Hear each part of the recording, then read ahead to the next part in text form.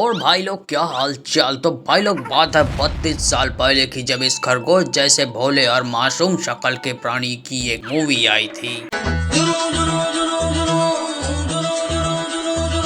अबे क्या बोल रहा है, पिलियन बोल। Yeah, this one. Directed by Mahesh Bhatt, produced by Mukesh Bhatt, cinematography by Praveen Bhatt, starring Alia Bhatt, screenplay and dialogue Robin Bhatt, Bhatt। मानो पूरा खानदान ही आ गया हो एक हॉरर थ्रिलर क्राइम और रोमांटिक मूवी बनाने के लिए, लेकिन बनाई क्या, एक कॉमेडी मूवी। तुम्हें कैसे पता चला? तुम्हें कैसे पता चला? भाई लोग 2009 में वेब सीरीज आई थी Twilight, and this one is just like Indian toilet. तो भाई लोग बाग की दौड़ के साथ ये मूवी स्टार्ट होती है। तो कहानी की स्टार्ट में देखते हैं जहाँ पे हमारा हीरो चिकना चंपू अपने दोस्त फट्टू फकीर के साथ अंधेरी रातों में सुनसान राहों पर भोजन की तलाश में एक ढाबे पर रुककर 4 बम्बू वाले 3 खजूरों से पूछता है, अरे भाई साहब, यहाँ कुछ खाने को मिलेगा? अरे के भूख लगी है तो रेस्टोरेंट में जाओ। हाँ, ये खा लो मेरा। खाओगे? भात खाओगे मेरा या लड़ा पाव खाओगे? क्यों? पूर्णमासी की रात को इस इलाके में कोई खाना नहीं खाता? हाँ, कोई नहीं खाता। चूल्हा नहीं जलाता।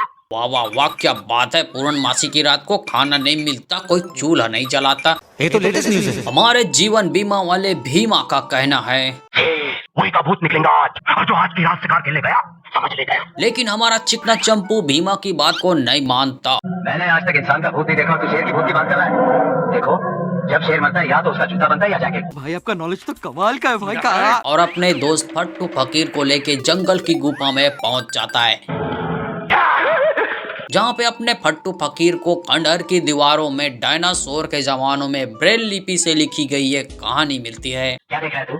कुछ इधर देख, होगा कुछ पुराने जमाने का। ओए, जिसके अनुसार करोड़ों साल पहले मोमोज की लत से ग्रस्त बल्लू नामक बाघ चौपाटी में जाकर उधारी में मोमोज खाता था। इससे परेशान होकर मोमोज वाले लकड़बग्घे ने बल्लू को श्राप दिया कि कल पूर्णमासी के दिन पेशाब की आखिरी बूंद टपकते ही बल्लू बाघ भी टपक जाएगा। क्या लिखा है कवि ने?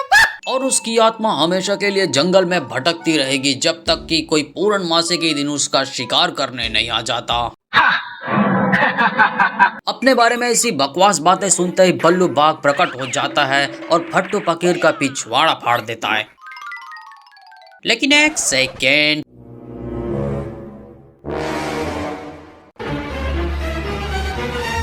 ओ भाई साहब, ये छछूंदर कौन है? ओहो, सूट वाला टाइगर। इसके बाद हमारा बल्लू बाघ चिकने चंपू के चिकने गालों पे एक हाथ घुमा के मोमोज की लाल चटनी लगा देता है। और मैं हर पूर्णमासी की रात को शिकार करने जाता हूँ।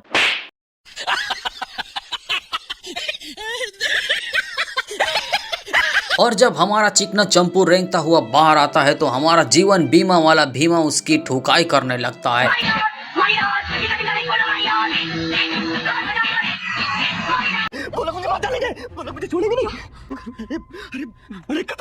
ताकि वो इच्छाधारी बाघ न बन जाए। ऐसे घर बुलाकर कोई करता है क्या? लेकिन ये फॉरेस्ट ऑफिसर भाई साहब हमारे चिकने चंपू को बचा लेता है। पागल हो गया है तू? एक इंसान को जानवर की तरह मारता है। अब हमें दर्शन होते हैं घोंसले जैसे बालों वाली पूजा भट्ट, एक सीधा साधा बाप जिससे कुछ नहीं होता है। अच्छे तो तेरे पिताजी भी हैं, लेकिन उससे क्या होता है? माँ खराब हो जाएगा, मैं माँ अम्मा बहन पे आ जाऊंगा मैं इनकी। और खड़ूस माँ जिससे बहुत कुछ होता है, हाँ सब जानती हूँ। जो एलोन मस्क से भी 10 गुना अमीर लौंडे से अपनी बेटी की शादी कराना चाहती है। लेकिन बेटी प्यार करती है एक सड़क छाप गवैये बेसुर बांगड़ू से, म्यूजिक डायरेक्टर बनने वाला है। 2 साल से सुन रही हूँ। जो दुनिया का सबसे बड़ा गरीब है और बहुत बड़ा गवैया बनना चाहता है। इधर बाघ की एक कंटाप से लकवा ग्रस्त चिकने चंपू को हॉस्पिटल लाया जाता है, जहां डॉक्टर लोग वीडियो गेम खेल खेल के और चिकने चंपू की छाती दबा दबा के उसको यमराज के पास भेज देते हैं।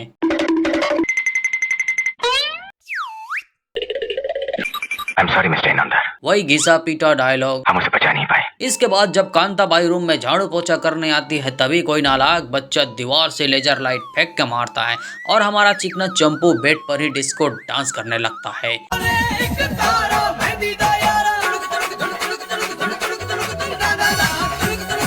इसका मतलब समझे दया, मतलब बल्लू बाग की आत्मा चिकने चंपू की बॉडी में सक्सेसफुली इंस्टॉल हो गई है। लेकिन ये बात हमारे कांता बाई के समझ में नहीं आई और वो चिल्लाते हुए डॉक्टरों के झुंड के पास चली जाती है। वो भी ऐसी आवाजें निकालते हुए जाती है जिससे अगर आप आंखें बंद करके सुनो तो आप अलग ही दुनिया में चले जाएंगे। क्या हुआ? मजा आया। यहाँ पे बेसुर बांगड़ू के पास खाने को पैसे नहीं है, तू टमाटर लाया? लेकिन गर्लफ्रेंड को गिफ्ट देने के लिए अपने फकीर दोस्त टिबरी टल्ली से पैसे उधार मांगता है। कितने पैसे चाहिए? 200। और गिफ्ट में देता है ये। भगनी भागोदरी। A few inches later. अब इधर फट्टू फकीर की आत्मा चिकने चंपू से कहता है, मेरी जिंदगी झंड करके तू आराम से सो रहा है तो भाई एक काम कर, मार डाल अपने आप को। नहीं तो जब चांद सर पे चढ़ेगा तब ठीक 12 बजे तू जानवर बन जाएगा। विकी कबूल है, लेकिन मैं आत्महत्या कभी नहीं करूंगा। मतलब हमारा चिकना चंपू सच में शैतान बनना चाहता है। मुझे शैतान बनकर जीना कबूल है। यहाँ इलाज के दौरान जैसे ही चिकने चंपू के पिछवाड़े में इंजेक्शन घुसाया जाता है, उसे पूजा भट्ट से प्यार हो जाता है। औरत का चक्कर बाबू भैया। अगले ही दिन हमारा चिकना चंपू किसी बदबूदार फूल पर मंडराने वाले भौरे की तरह पूजा भट्ट के पीछे पीछे उसका हाथ मांगने उसके घर तक पहुंच जाता है। बताओ। लेकिन ये सिर्फ हाथ का करेगा क्या, और ये गिफ्ट में लेके जाता है हीरो का हार। वैसे ये वो मेंढक से तो बढ़िया ही है,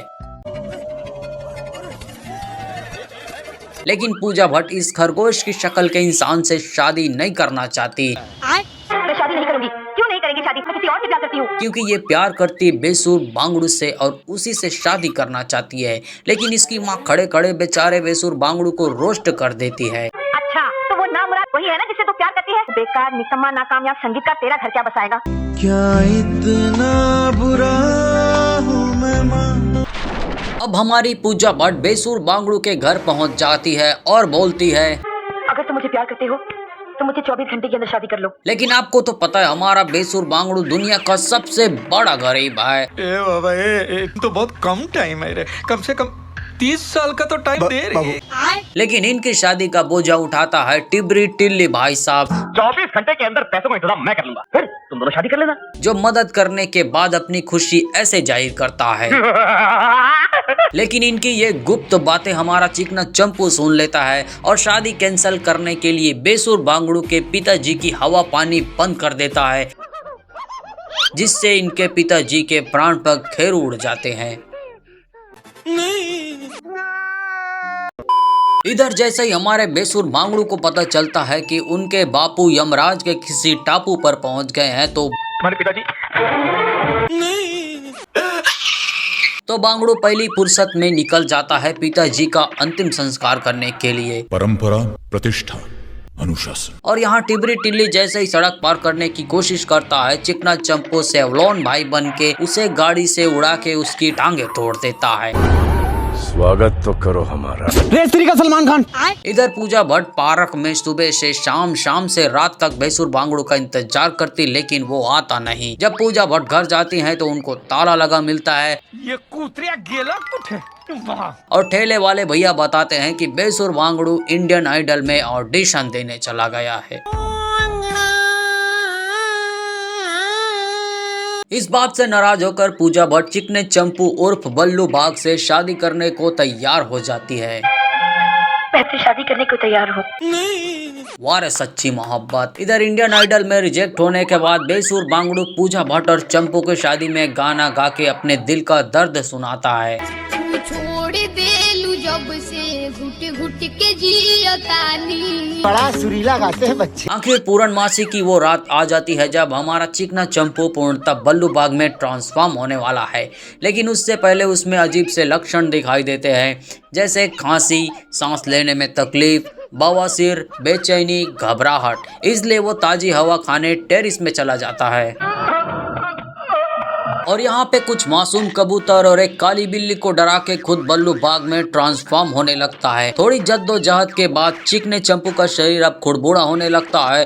हाथों से और दांतों से काजू निकलते हैं, हाथों में भटूरे फूलते हैं, एक ही दिन में प्लास्टिक की मूंछें निकल आती है और आखिर में बिना किसी VFX और फ्रेम बाय फ्रेम सीन्स को जोड़कर चिकना चंपू बल्लू बाग बन जाता है।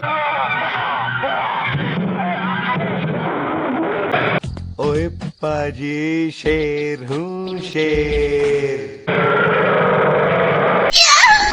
अब बल्लू बाग रात को 12 बजे स्विमिंग पूल में जल क्रीड़ा कर रही है कबला नारी का तबला बजा के जल क्रीड़ा कर रही है बेबी, खत्म कर देता है। इधर सुबह सुबह रामू काका जैसे ही सफाई करने आते हैं, लाश को देखते ही उल्टे पांव भाग जाते हैं। अबे साले। इधर चिकना चंपू सुबह सुबह नंगू पुंगू खून को देख के ऐसे खुश होता है मानो कोई बच्चा जिंदगी में पहली बार होली खेल के आया हो।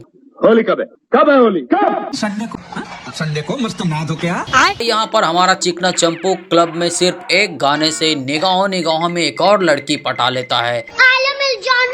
ये चिकना चंपू लड़कियों को ही क्यों शिकार बनाता है? ये तो जॉनी सिंस है। अब चिकना चंपू फिर से बल्लू बाग में ट्रांसफॉर्म होता है और गुर्राता है।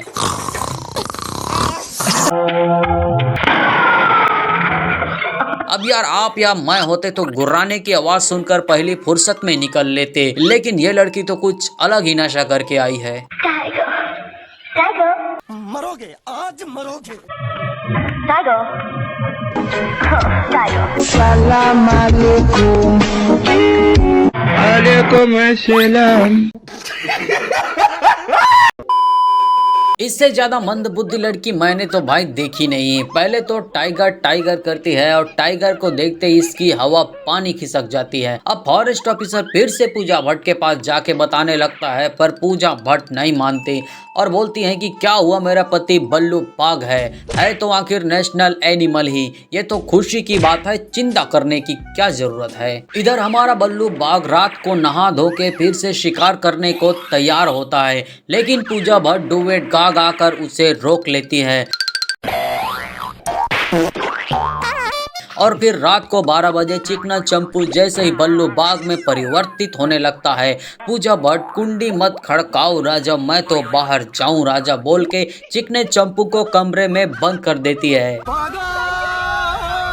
और की होल से ये सब झोल देखती है। हाथों में फूलते भटूरे और हाथों और दांतों से निकलते काजू और प्लास्टिक की बढ़ती दाढ़ी मूछे। ये सब देख के पूजा भट्ट ऐसे चीखती है मानो मधुमक्खी ने इसके गर्दन पे काट लिया।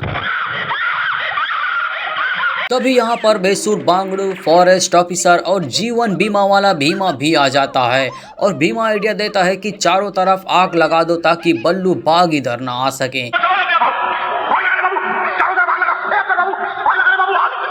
क्या ही थर्ड क्लास आइडिया है। अबे ये सब करने में इतना टाइम लगाने से अच्छा होता कि पीछे खड़ी गाड़ी में बैठते और पहली फुर्सत में निकल जाते, लेकिन भाई तमाशा नहीं करेंगे तो महेश भट्ट भी नाराज हो जाएगा। कोई शक? अब लगता है फॉरेस्ट ऑफिसर ने मेरी बात सुन ली और गाड़ी स्टार्ट करने जाता है, लेकिन बल्लू बाग उसका हाथ पकड़ के गाड़ी के अंदर खींच के गाड़ी को डांसिंग कार बना के अश्लील हरकतें करने लगता है।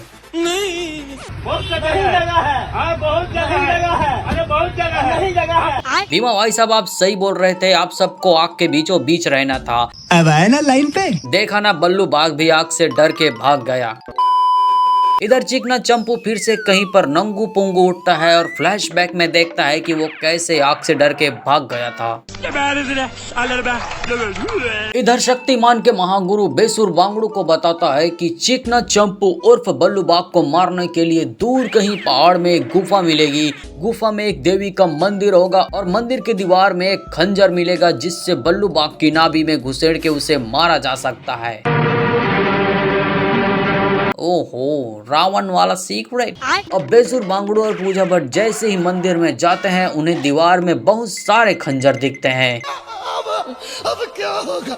जब चांद निकलेगा और उसकी पहली किरण जिस खंजर पे पड़ेगी वही असली खंजर होगा। ये गड़बड़ है बाबा। अब तो यार आंखों में भी दर्द हो गए हैं ऐसे मंजर से, लेकिन खुशी की बात है कि चांद की किरण पड़ती है खंजर पे। वाह क्या शेर सुनाया है। आखिरकार बेसुर बांगड़ू को असली खंजर मिल जाता है, लेकिन तभी यहाँ पर चिकना चंपू उर्फ बल्लू बाग भी आ जाता है और दोनों के बीच बहुत ज्यादा खतरनाक लड़ाई हो जाती है।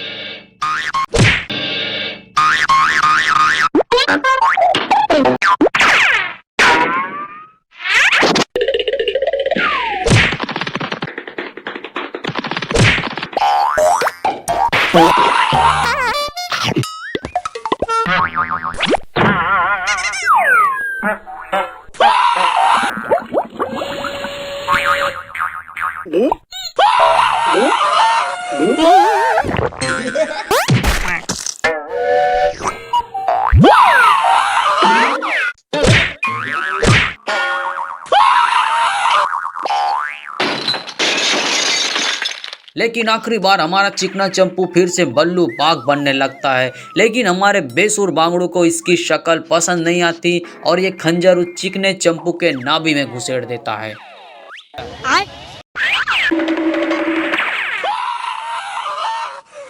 और फाइनली हमारा बल्लू बाग की आत्मा चिकने चंपू के साथ जलकर खाक हो जाता है। बड़ा ही भोला भाला और मासूम बाघ था। अब क्या हमारे बेसुर बांगड़ू को नेशनल एनिमल को मारने के जुर्म में जेल हो जाएगा? देखेंगे साथ निभाना साथिया के अगले एपिसोड में। तब तक के लिए अपने जंगली जानवरों का ख्याल रखें। धन्यवाद।